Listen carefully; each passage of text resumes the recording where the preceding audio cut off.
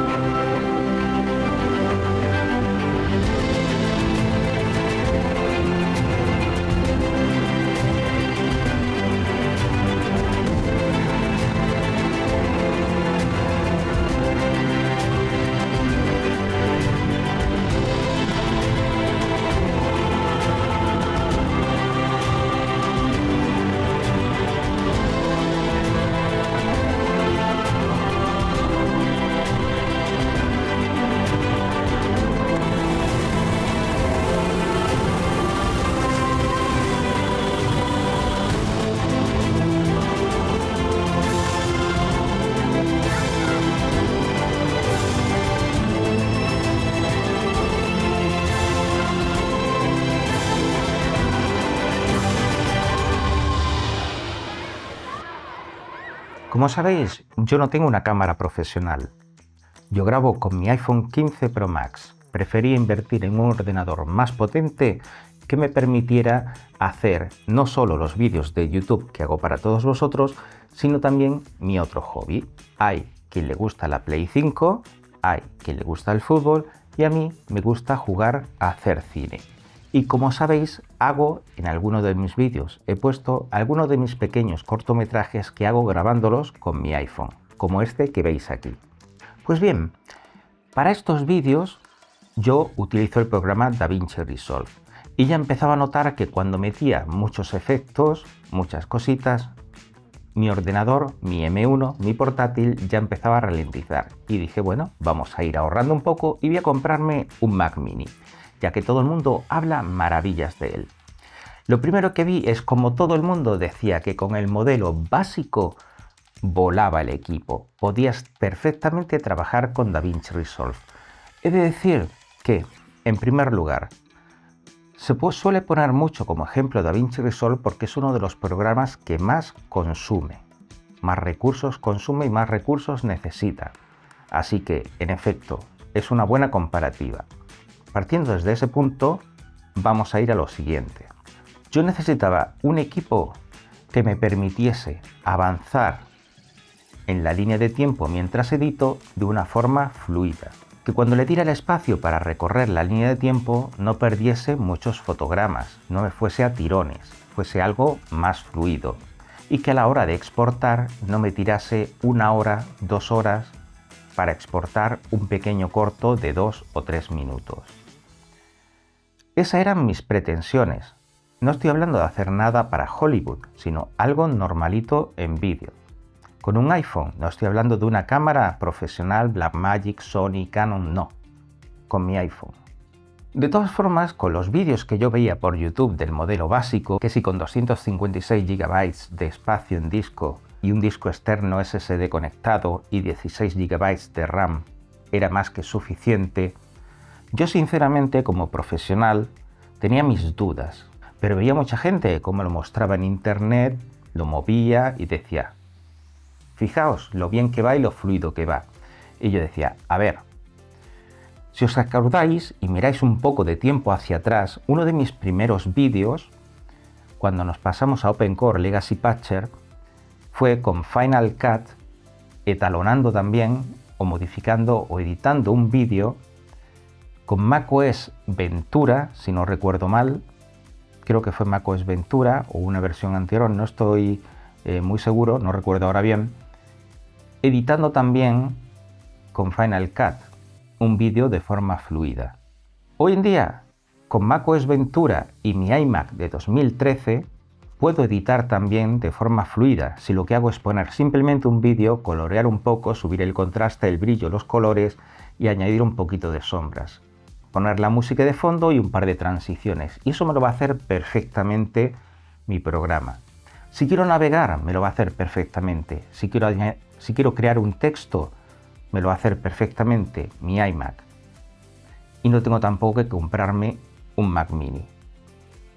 Por eBay, por segunda mano, me puedo comprar uno de estos y con OpenCore Legacy Patcher tengo una pantalla de 27 pulgadas perfectamente nueva y funcionando como todos vosotros habéis podido comprobar y como todos vosotros estáis comprobando con vuestros iMac antiguos. Entonces, ¿realmente era todo tan bueno y tan bonito como lo pintaban? Y el principal problema es el siguiente, y viene por la memoria. ¿Qué pasa en los Mac cuando te quedas sin memoria física?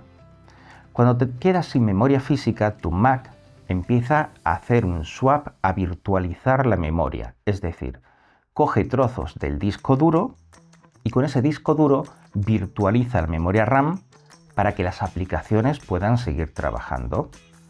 Como todos sabéis, y si no lo sabéis os lo digo, los discos duros sólidos, los SSD, no son eternos. De fábrica vienen con un ciclo de vida ya preestablecido, ya contado. Tienen una vida útil limitada. Y cuando llegan a ese tope de escritura, mueren. Por lo tanto, cuanto más memoria virtual se use, más estamos machacando ese disco duro y más estamos agotando su vida útil. Por lo tanto, cuanto menos necesitemos tirar de esa vida útil o de esa memoria swap, mejor para el disco duro interno o para el disco que le conectemos. Eso quiere decir que lo primero que tenemos que hacer si compramos un ordenador de Apple, lo primero que tenemos que intentar es que la memoria que le compremos sea lo suficiente como para que no tenga que virtualizar. Eso quiere decir que con la memoria RAM que viene mínima, los 16 GB, para tareas básicas sí vais a tener suficiente, pero para tareas más potentes o si vais a trabajar con aplicaciones de diseño, no vais a tener suficiente. Entonces, DaVinci Resolve, Adobe, Corel, AutoCAD, Unreal Engine, Cinema 4D, aplicaciones potentes, olvidaos. Esto es un ordenador compacto, de escritorio, pero compacto. No es una máquina profesional para Hollywood. Y seamos claros y seamos honestos. ¿Tiene un rendimiento bueno? Sí. ¿Tiene un rendimiento potente para la máquina que es? Sí. Pero esto es un pequeño ordenador con un solo ventilador y con unos recursos físicos limitados. Y no le pidas más. ¿Qué es más potente o qué es una máquina muy potente en comparación con todo lo que se ha hecho hoy en día y que es equiparable a muchos de los PCs más potentes de hoy en día? Sí, cierto. Pero ojo, seamos realistas. Depende para lo que lo uses. No me voy a poner a hablar de cuántas pestañas puedes abrir a la vez, ni cuántas aplicaciones, ni cuántos juegos puedes abrir a la vez. Ya os enseñé una vez cómo podía yo jugar también a juegos con mi iMac de 2013. Entonces, lo primero que tenía yo que ampliar en mi equipo era la memoria RAM. En segundo lugar, si quiero hacer renderizado, es decir, si necesito trabajar con aplicaciones un poco más de 3D tipo Blender, o si quiero aplicar efectos gráficos de seguimiento de máscaras, de rotoscopia en mis vídeos, de aplicación de efectos visuales, necesito que tenga una buena GPU, un buen motor de gráficos, y por lo tanto tendría que ampliarle también la GPU. La relación entre la memoria RAM y la GPU debe ser proporcional, y lo más normal es que por cada núcleo de GPU tengamos entre 1,5x y 2x de RAM. Me explico. Si yo tengo 20 núcleos de GPU, lo ideal es que tenga por lo menos el doble de memoria RAM, es decir, por lo menos 40 GB de RAM. ¿Me explico? Eso quiere decir que, en mi caso, un Mac Mini ampliado ya tendría que tener, en mi caso, por lo menos 48 GB de RAM, un disco duro por lo menos de 512 GB de disco duro, y ya empezaba a subir el precio hasta casi acercarse al M4 Pro básico. Claro, y ahora nos encontramos con la situación. ¿Me merece la pena ampliar un Mac Mini normal hasta el punto de acercarme a un Mini M4 Pro, cuando la velocidad de transferencia que va a tener el M4 Pro es muy superior a la del M4 normal? Porque claro, ahí entra también el ancho de banda. Entonces te merece más la pena ampliar un poquito más y comprarte el M4 Pro, que fue mi caso.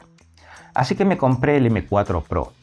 Le amplié el procesador al tope, 48 GB de RAM y 1 TB de espacio en disco, para poder transferir la copia de seguridad de mi ordenador aquí. Y ese es el equipo que tengo. Nada más recibirlo, restauré mi copia de seguridad completa, tal cual, una copia idéntica de mi M1 Pro a mi M4 Pro, y probé a transferir mi proyecto, el del Paseo de los Murales de Fuengirola, transferirlo directamente al disco duro interno de mi M4 Pro. No trabajé con discos duros externos sólidos. Empecé a hacer pruebas con el disco duro interno para evitar que hubiesen caches externas, que hubiesen problemas de transferencia con discos, etc. Todo desde el disco duro interno. Y cuando cargué el programa y cargué o restauré mi proyecto en mi Mac Mini, sorpresa. Cuando le di al play, iba mal, no, lo siguiente. Estuve a punto de coger esta cajita y pegarle una patada y tirarla por el balcón, si no fuese porque valía lo que valía. Porque no entendía que un equipo con un M4 Pro con vídeos en formato log de Apple de un iPhone 15 no pudiese tirar con tanto. Vale que mis vídeos en DaVinci tenían bastantes nodos con efectos, pero bueno, le fui quitando algunos, como el ruido, bajé la resolución de pantalla a la mitad y quité algunas cosas, pero aquello no tiraba. Así que, ¿qué es lo que hice? Pues hice una serie de pruebas para comprobar si el problema era del equipo, el problema era mío, o si realmente había alguna mejora entre este equipo, o realmente mi M1 Pro era similar en cuanto a rendimiento con este equipo de aquí. Y lo que había hecho era una compra absurda, y lo que yo necesitaba era un equipo más profesional que este de aquí. Las pruebas las vais a ver a continuación, las vais a ver y los resultados son reales, no hay trampa ni cartón. Hay pruebas hechas en DaVinci Resolve y hay pruebas hechas en programas de Adobe. Vais a ver cómo hay aplicaciones que hacen uso intensivo de la GPU y aplicaciones de Adobe que no hacen nada de uso de la GPU, solo usan la CPU.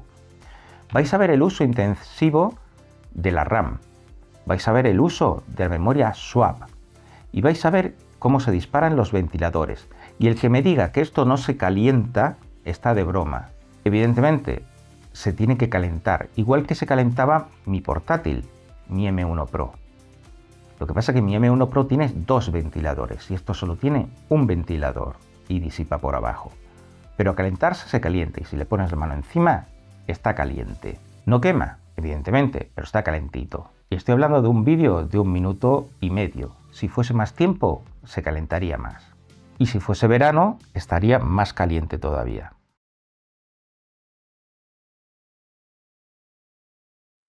Lo primero que vamos a hacer nada más abrir nuestro proyecto es asegurarnos que tanto la resolución de la pantalla está a la mitad como que la caché de render de medios está deshabilitada.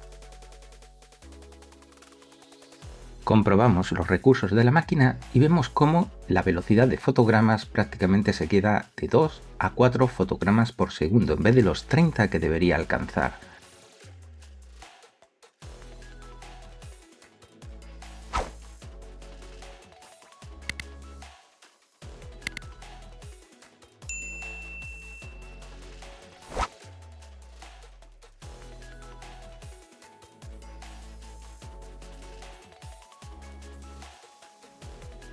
Si directamente hacemos una exportación del vídeo con los formatos por defecto que contiene la línea de tiempo, vamos a ver cuál es el tiempo que emplea en hacer la exportación completa. Lo añadimos a la cola de renderizado y le damos a comenzar.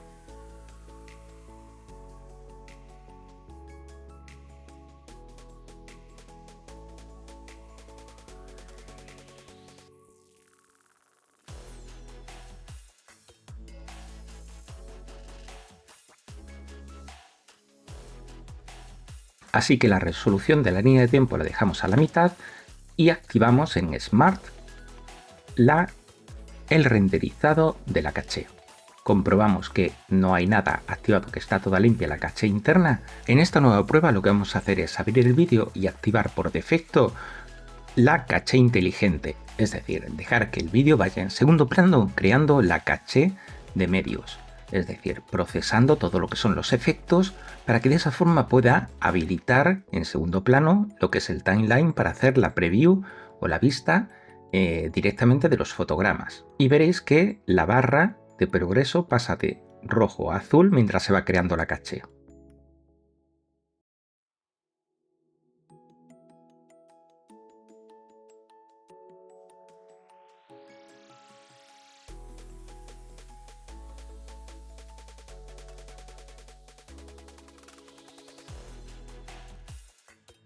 Y aquí podéis ver el tiempo completo que ha tardado en crearse la caché, casi una hora. Una vez se ha creado la caché de medios por completo, podéis ver cómo la reproducción en tiempo real de la línea de tiempo sí que va a los 30 fotogramas por segundo, va de forma fluida. Y eso es porque ya todos los efectos se encuentran en caché, renderizados.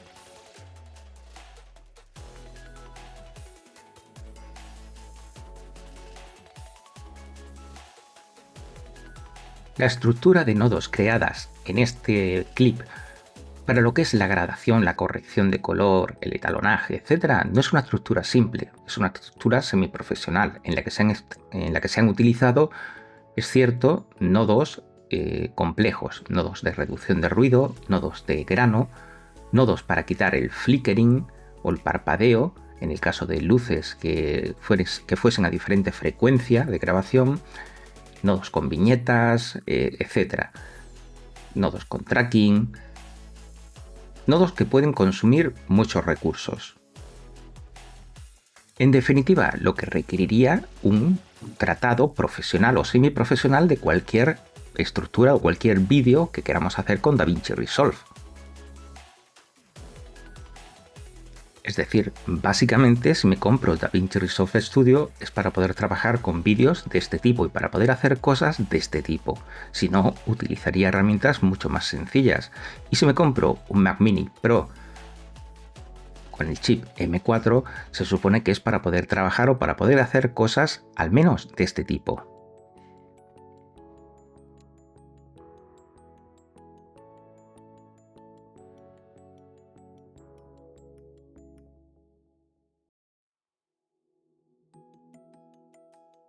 En cuanto al audio empleado en mi vídeo, no hay nada que destacar. Simplemente unas pistas de música, unas pistas con efectos de sonido superpuestas, para cuando necesitaba algún efecto de audio en concreto, pero no hay nada de efectos especiales, reverberaciones, eliminación de ruido de fondo, nada que requiera un procesamiento de CPU ni nada extraño. Son simplemente pistas de audio superpuestas y, no sé, quizás algunos desvanecimientos de salida o de entrada para o subida de volumen y bajada de volumen. Nada más, algo sencillo y básico.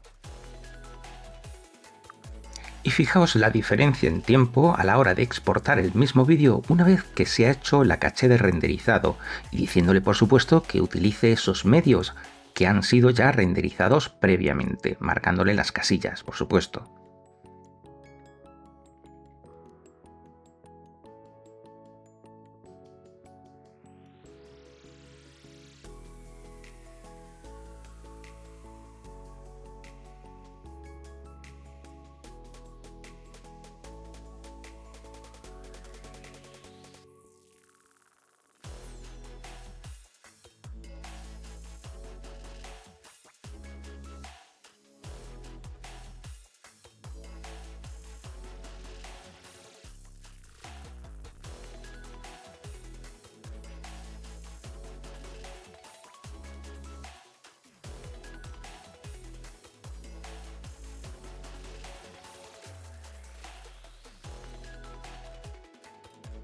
Si nos vamos a otra aplicación como la de Adobe After Effects y usamos algunas plantillas en concreto, tres tipos de plantillas diferentes que he utilizado, una básica, una un poco más compleja y otra para creación de un logo, vamos a ver los diferentes resultados que hemos obtenido. Vamos a empezar con una plantilla un poco más básica. Esta, al abrirla, vemos que, aunque de forma visual va fluida, el audio en concreto no va para nada fluido.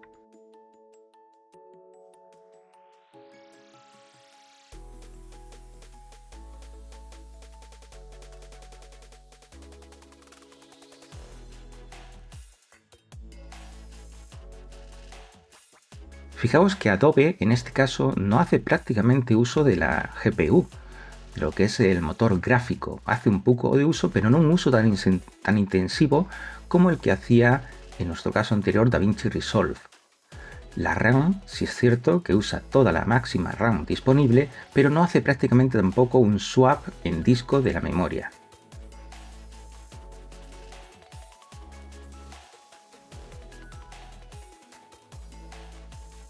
Nuestra segunda prueba es una plantilla que usamos en 4K y vamos a probar con diferentes calidades de visualización dentro del timeline para ver cómo afecta a los recursos y a la fluidez a la hora de trabajar en la pantalla.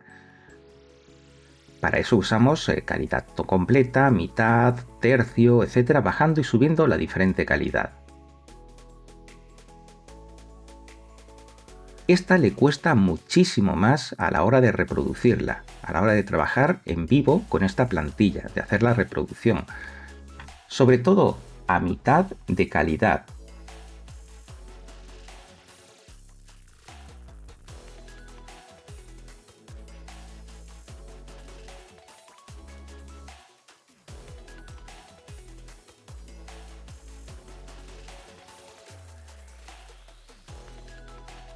Tenemos que bajar a un tercio para quizás intentar que vaya de una forma un poco más fluida.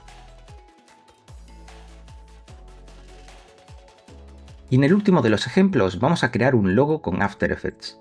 Este logo incluye algunos efectos como humo y efectos con luces, para dar un aspecto mucho más realista.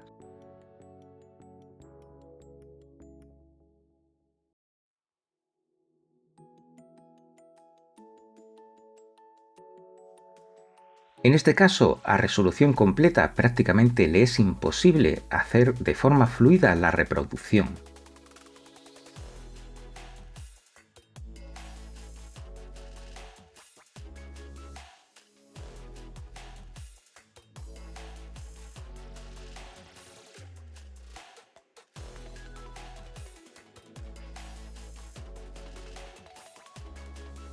Ni siquiera bajándolo a la mitad va de forma fluida.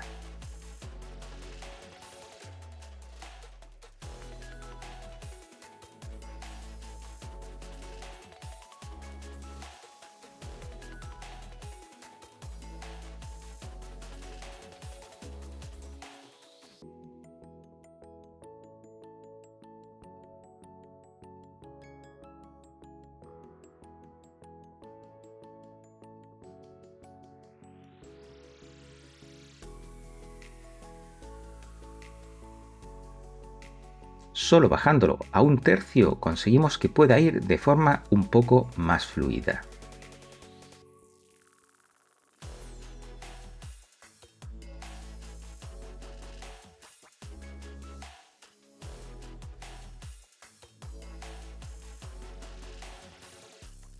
Con lo cual la conclusión es que en todos los aspectos, siempre con este equipo vamos a tener que utilizar cacheado, proxies o renderizados en segundo plano para poder trabajar, si queremos, con una línea de tiempo de forma fluida.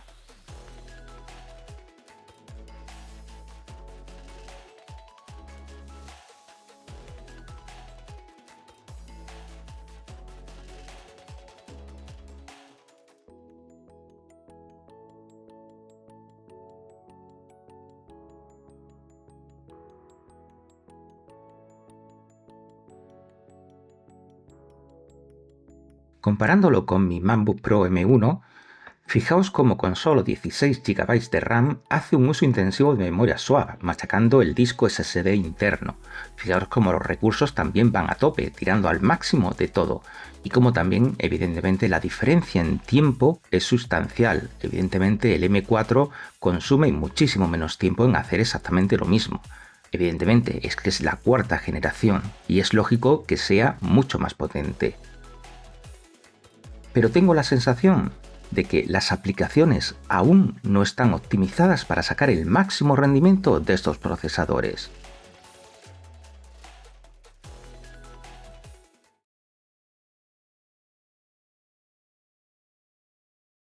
Como podéis ver, los resultados lo que me indican es que evidentemente el rendimiento es muy superior a mi M1 Pro. En cuanto al tiempo empleado en hacer el render del vídeo desde cero, fijaos cómo ha tardado muchísimo menos tiempo, casi la mitad. Y también en la exportación. Y como también en la exportación la CPU se nota. Pero eso es evidente, estamos comparando un M1 con un M4. Un M1 Pro con un M4 Pro. Es evidente que tiene que haber una diferencia sustancial en la CPU entre uno y otro. ¿A qué me lleva todo esto? Lo primero, que si os queréis comprar un Mac o cualquier equipo, lo primero que tenéis que invertir es en memoria RAM. La suficiente memoria RAM como para que vuestro equipo nunca se quede sin memoria y tenga que tirar de disco duro para virtualizar la memoria. Lo segundo es el procesador y la GPU. Evidentemente, y tengo que decirlo y tengo que ser sincero, no he probado un Mac Studio ni un Mac Pro, no me lo puedo permitir en este momento, me encantaría probarlo, pero creo que para tareas profesionales, os hablo de hacer cortometrajes, hacer tareas más intensivas de grabación, edición de vídeo, etc., se va a necesitar un equipo mucho más potente que este. Habrá que ver los nuevos Mac Studio cuando salgan, los Ultra, los Max Ultra, porque esto no deja de ser un equipo de escritorio pequeño, cómodo, discreto, y siento decirlo, es así. Puede ser que a alguien le guste o que no le guste. ¿Que tirará con Blender? No te digo que no. ¿Que tirará con muchas prestaciones? No te digo que no. No te digo que no. Pero no le pidas más de lo que te va a hacer. Y tirará con muchas aplicaciones porque tiene un M4, no es un M1. Vamos a dejar eso claro. Es decir, evidentemente mucha gente se está sorprendiendo de que a fecha de hoy haga cosas que otros equipos no hacen. Pero es que, vamos a ver, no podemos comparar las ventajas de hardware que tiene este en comparación con las generaciones anteriores. Y eso es lo que hay que dejar claro. Que esta generación es la cuarta generación. Entonces va a ser muy superior a las anteriores y va a hacer cosas que las anteriores no hacían. Pero dudo mucho que en mi caso, esto, si yo a mis vídeos les estoy agregando los nodos y los efectos que estáis viendo, esto, por más que yo quiera, por más velas que le ponga a Santa Margarita, vaya a hacer el trabajo que yo quiero que haga.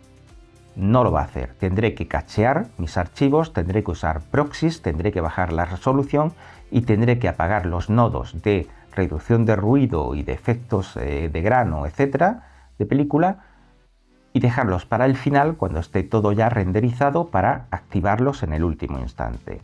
Estos son prácticamente 3 de los efectos que tengo sí o sí que desactivar siempre en cualquier vídeo que haga hasta el final, hasta que tenga prácticamente completada mi composición, mi cortometraje, mi vídeo, y habilitarlos al final para ver el resultado, eso sí, con el proxy y la caché ya hechos previamente, para que pueda trabajar de forma fluida y luego activarlos al final. Todos ellos consumen muchísimos recursos, tanto de CPU, son la reducción de ruido, el parpadeo y el grano de película. Incluso si quizás además aplicamos algún plugin de terceros o efectos de fusión que puedan consumir muchos recursos.